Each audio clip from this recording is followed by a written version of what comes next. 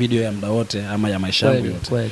Watu wanajiuliza sana kwamba hii video ilivyoanza na inavyoisha story ni kama ikukamilika. Muendelezo uko vipi in terms of kuona part 2 ama part 3 pengine hata mpaka huko mbele?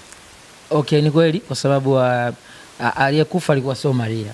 Kwa maana tunatakiwa tuendelee kumtafuta Maria. Yeah. Binafsi sikuwa nawaza mambo ya part 2. Unaona, sikuwa nayo, ni sio Mungu. Yeah. Lakini kwa sababu ya mapokezi ya watu na nguvu kubwa ya watu, inatakiwa tutafute namna tuendeleze. Inani stress sana, ni sio Mungu. Naanza part 2 unasema nini sasa?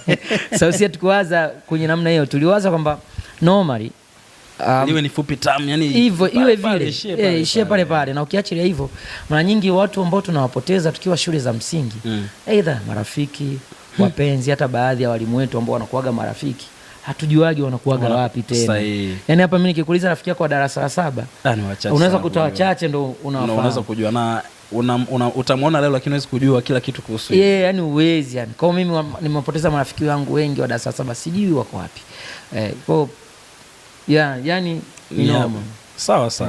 Tunaomba tuende mpaka part 3. Naiona kama part 2 itakuwa ni Maria bana, siku ile tulimkosa kwa sababu kumbe alikuwa somewhere. Alafu akishaonekana yuko somewhere, part 3 iwe ni ulivyokutana naye ikawaje. Okay. Kwa hiyo itabidi tupambane tukampate Maria. Alafu baada ya Maria tuone inakuwaje. Vipi tukamkuta Maria tayari na familia na kashaolewa?